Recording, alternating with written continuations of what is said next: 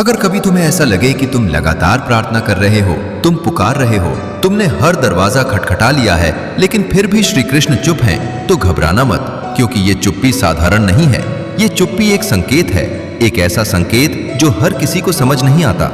हम अक्सर ये मान लेते हैं कि भगवान तभी हमारे साथ हैं जब वो हमारी हर प्रार्थना का जवाब दे रहे हों, जब हमारी हर इच्छा पूरी हो रही हो, जब सब कुछ हमारे हिसाब से चल रहा हो। लेकिन क्या सच में यही भक्ति है? क्या भगवान सिर्फ इच्छाएं पूरी करने के लिए हैं, या वो हमें कुछ बड़ा सिखाने आए हैं? सच्चाई ये है, जब श्री कृष्ण चुप रहते हैं तब वो सबसे ज्यादा काम कर रहे होते हैं। वो तुम्हारे बाहर नहीं, तुम्हारे अंदर बदलाव ला रहे होते हैं। जब वो चुप रहते हैं तो पहला संकेत ये होता है कि अब तुम्हें खुद को समझना है। हर बार अगर वो तुम्हें रास्ता दिखा देंगे तो तुम कभी चलना नहीं सीखोगे। हर बार अगर वो तुम्हारी समस्याएं हल कर देंगे तो तुम कभी मजबूत नहीं बनोगे। इसलिए वो चुप हो जाते हैं, ताकि तुम अपने अंदर झांको, ताकि तुम अपनी ताकत को पहचानो, ताकि तुम ये समझ सको कि तुम कितने सक्षम हो। और यहीं से शुरू होती है असली यात्रा, वो यात्रा जहां इंसान भगवान को बाहर नहीं बल्कि अपने अंदर ढूंढना शुरू करता है। लेकिन इस रास्ते पर सबसे बड़ी रुकावट क्या है? डर और अधीरता। जब चीजें हमारे हिसाब से नहीं होती तो हम बेचैन हो जाते हैं। हम सोचते हैं शायद भगवान ने मेरी सुननी बंद कर दी। लेकिन सच तो यह है कि भगवान सुनना कभी बंद नहीं करते, हम समझना बंद कर देते हैं। जब श्री कृष्ण चुप रहते हैं तो वो तुम्हें धैर्य सिखा रहे होते हैं। वो तुम्हें यह सिखा रहे होते हैं कि हर चीज का एक सही समय होता है। एक बीज को पेड़ बनने में समय लगता है। अगर तुम उसे रोज खोदकर देखोगे कि वो बढ़ा या नहीं, तो वो कभी नहीं बढ़ेगा। ठीक वैसे ही तुम्हारी इच्छाएं, तुम्हारे सपने सब अपने सही समय पर ही पूरे होंगे। और जब वो समय आएगा तो तुम्हें खुद महसूस होगा कि श्री कृष्ण कभी चुप नहीं थे, वो बस सही समय का इंतजार कर रहे थे। कभी कभी उनकी चुप्पी एक परीक्षा भी होती है। वो देखना चाहते हैं कि क्या तुम सिर्फ सुख में ही उनका नाम लेते हो या दुख में भी उनका विश्वास नहीं छोड़ते।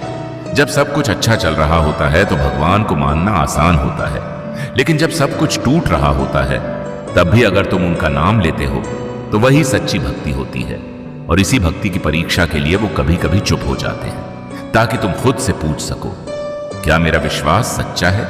और अगर तुम इस परीक्षा में खरे उतर गए तो समझ लेना कि तुम्हारे जीवन में एक बड़ा परिवर्तन आने वाला है। लेकिन यहां एक और गहरा संकेत छुपा है। जब श्री कृष्ण चुप रहते हैं तो वो तुम्हें परिस्थितियों के माध्यम से सिखा रहे होते हैं। वो शब्दों में नहीं बोलते, लेकिन घटनाओं में बोलते हैं। कभी तुमने नोटिस किया है कि जब तुम किसी मुश्किल से गुजरते हो तो उस मुश्किल के बाद तुम पहले से ज्यादा मजबूत बन जाते हो? ये यूं ही नहीं होता।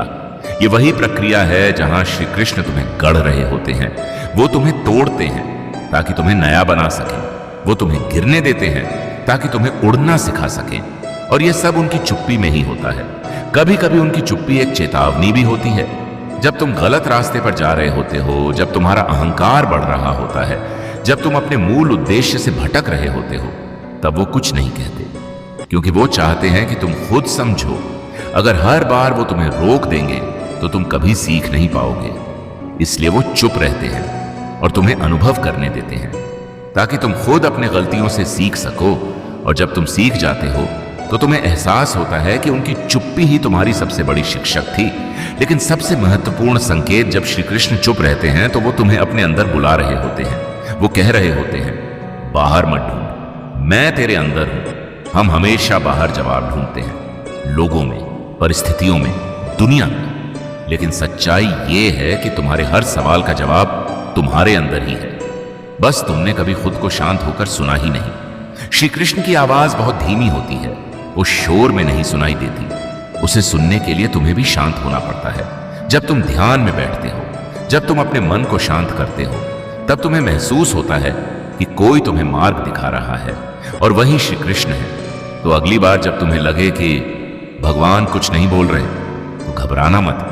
ये सोचने की जगह कि मेरी सुनवाई नहीं हो रही, ये सोचना शुरू करो कि मुझे क्या सिखाया जा रहा है।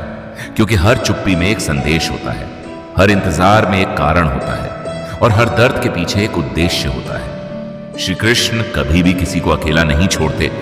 वो बस तुम्हें इतना मजबूत बना देते हैं कि फिर तुम्हें किसी सहारे की जरूरत ही नहीं पड़ती।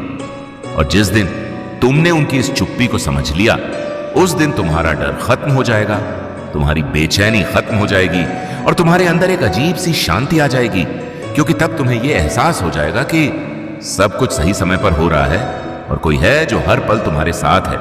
अगर ये बातें तुम्हारे दिल को छू गई हैं तो इस वीडियो को लाइक जरूर करना और कमेंट में लिखना राधे कृष्ण, ताकि हम जान सकें कि यह संदेश आप तक पहुंचा है।